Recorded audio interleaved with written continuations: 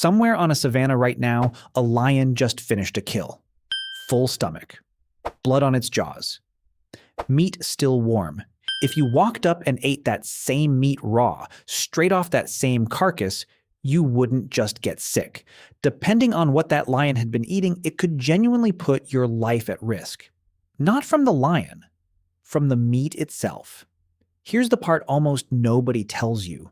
The danger isn't really about the predator. It's about a rule buried deep inside your biology, one written millions of years before humans existed.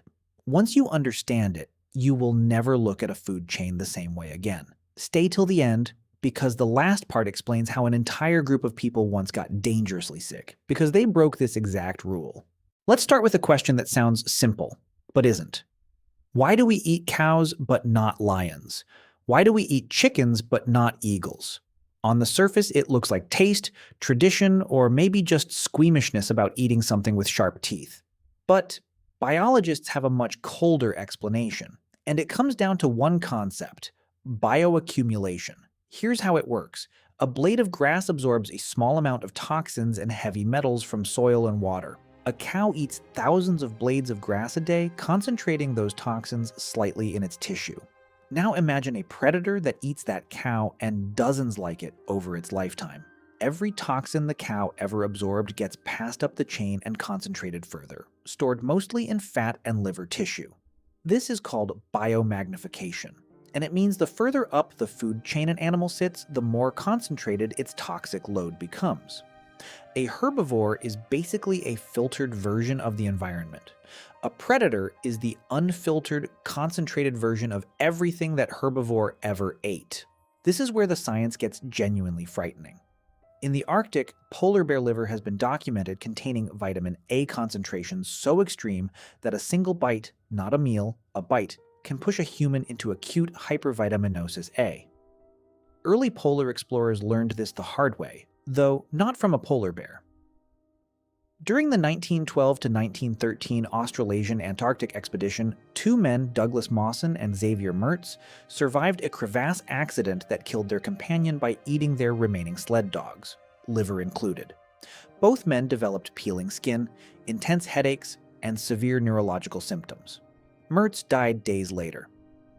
For decades, some researchers debated whether vitamin A toxicity alone explained his death, but the broader pattern was clear enough that polar survival guides still explicitly warn against eating the livers of polar bears, seals, and huskies. Predator liver isn't just unappetizing. It can be biologically catastrophic. It's packed with a nutrient your body needs in tiny amounts, delivered in doses that can shut your body down instead. But vitamin A is just one mechanism. There's a second, quieter danger, and it's parasitic.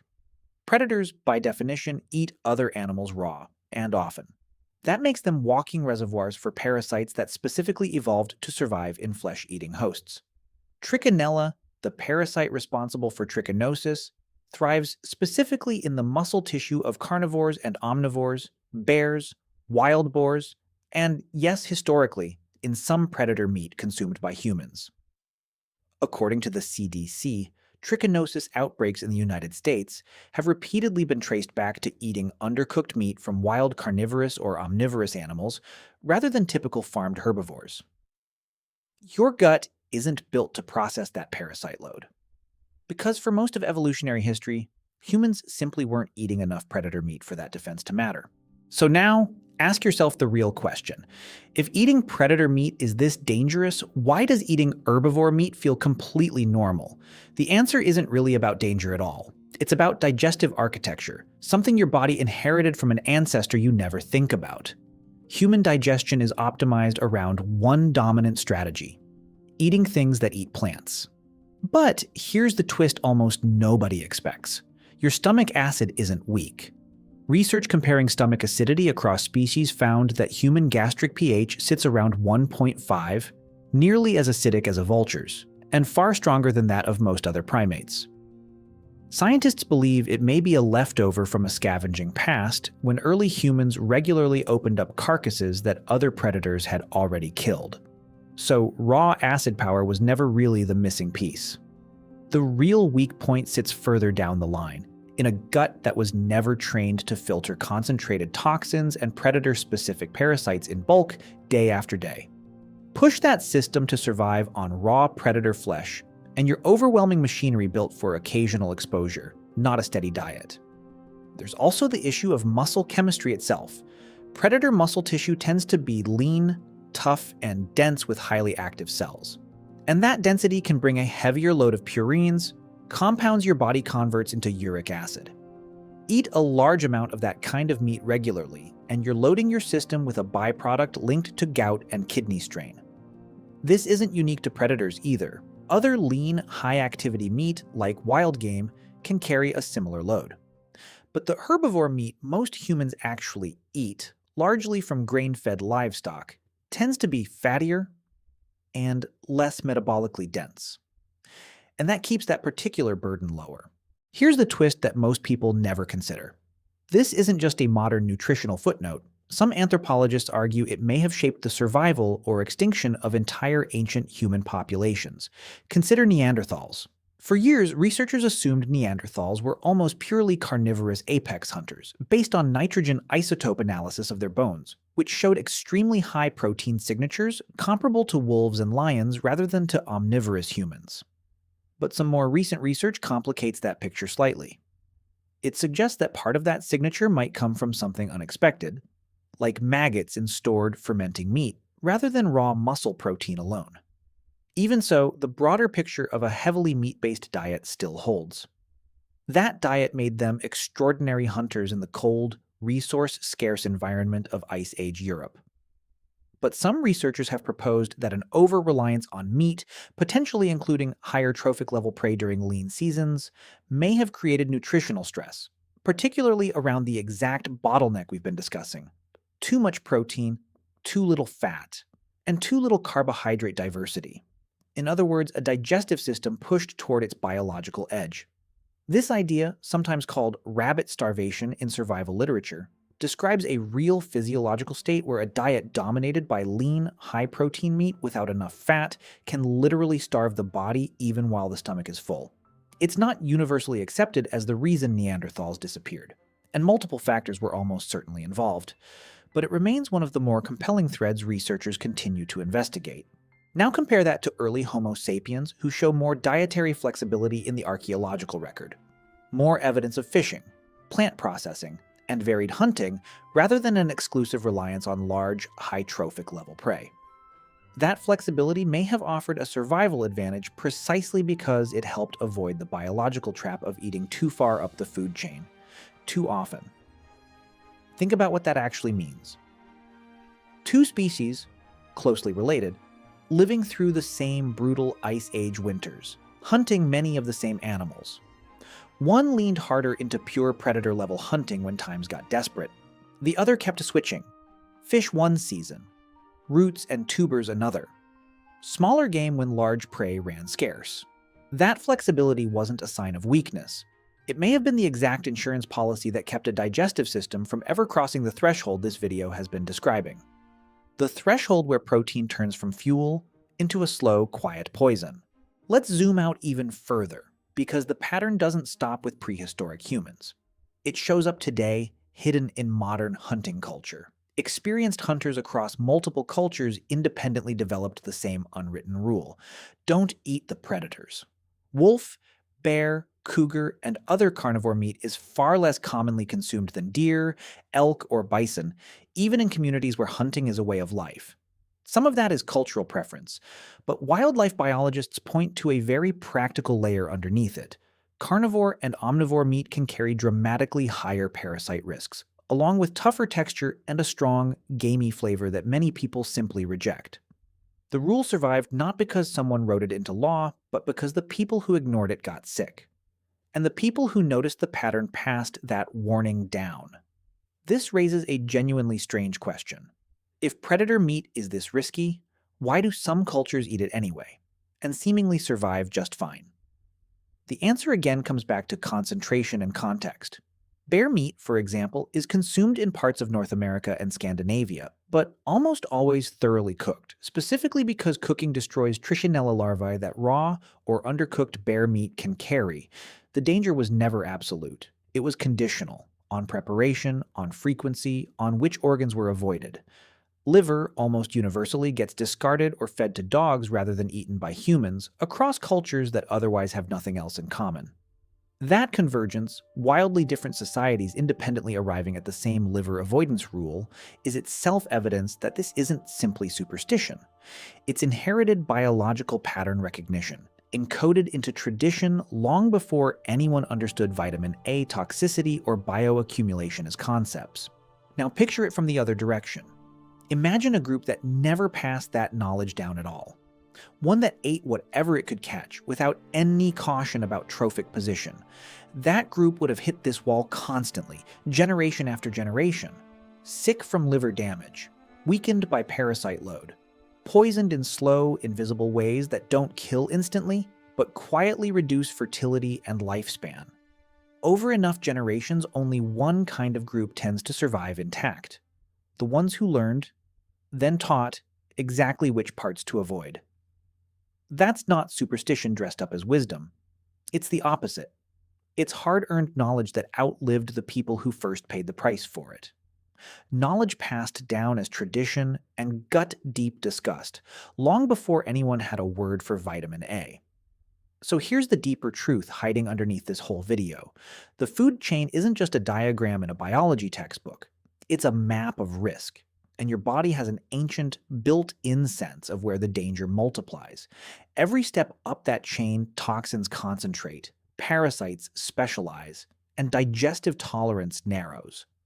Herbivores are, in a very real sense, nature's filtration system.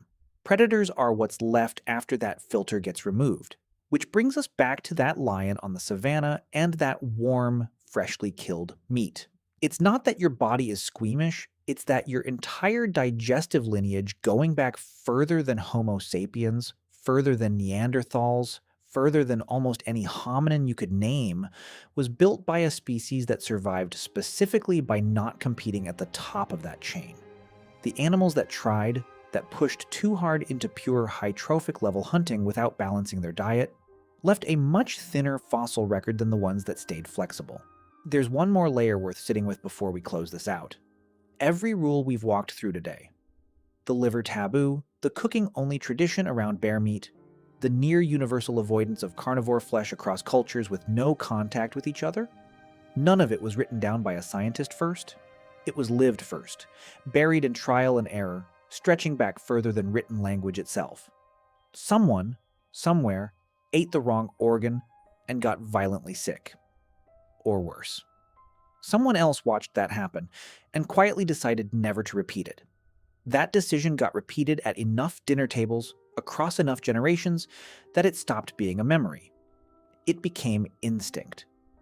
Then, eventually, it became the invisible discomfort you feel today at the thought of biting into a wolf steak or a lion's liver, without ever having been taught the biochemistry behind why. You didn't choose to feel uneasy about eating a wolf or a lion or a bear's liver. That unease was installed by millions of years of ancestors who tested the alternative and didn't survive to pass on their genes. Somewhere back in that chain, an early hominin ate the wrong organ from the wrong animal, one time too many.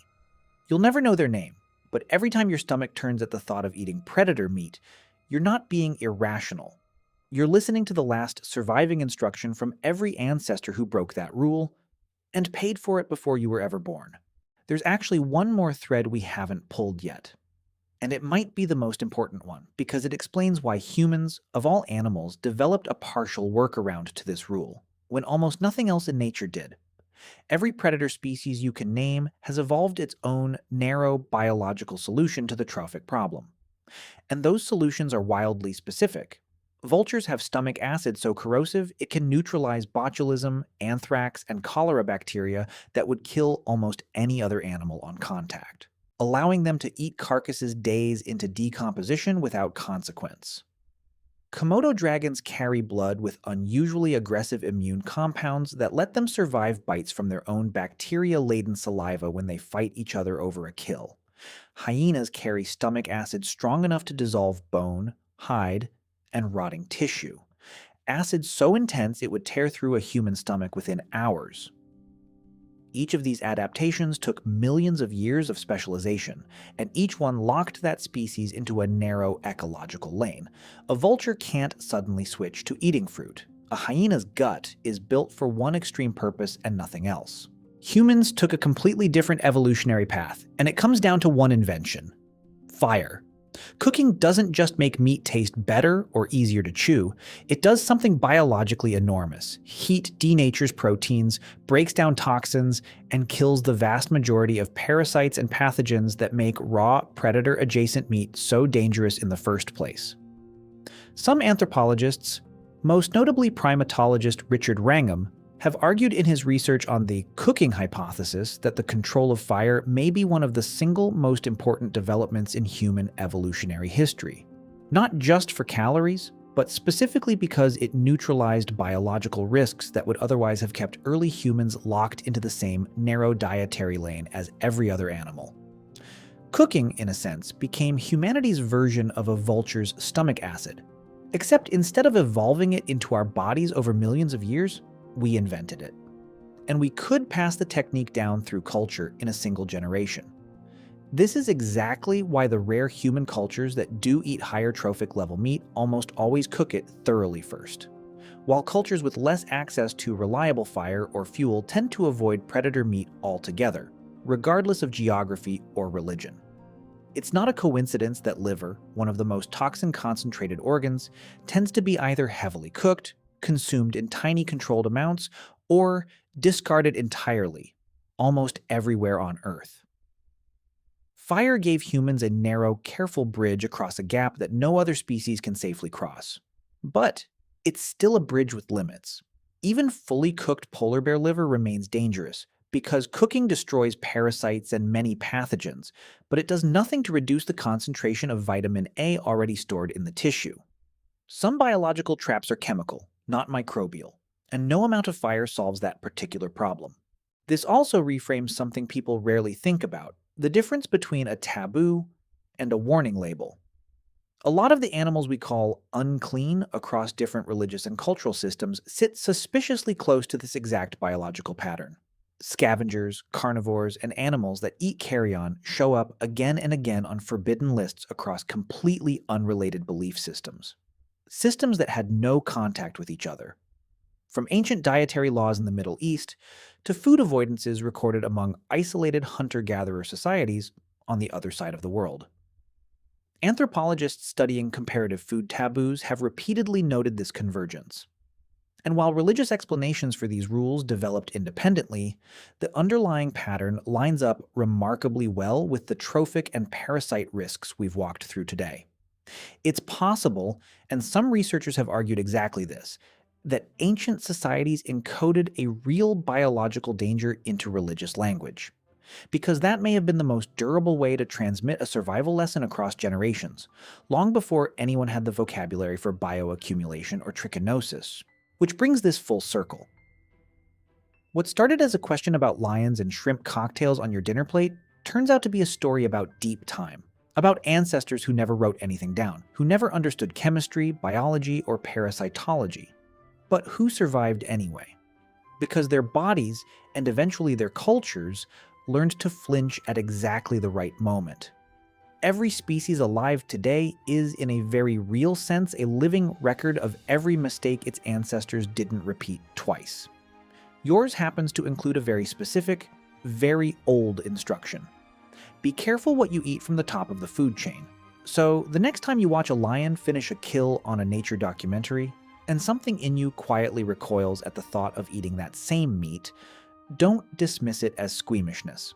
That reaction traveled a long way to reach you, across millions of years through countless ancestors who tested the alternative so you wouldn't have to. You inherited the verdict without ever seeing the evidence. And somewhere deep in a body you didn't design, rules you never consciously chose, that ancient warning is still running. Exactly as intended.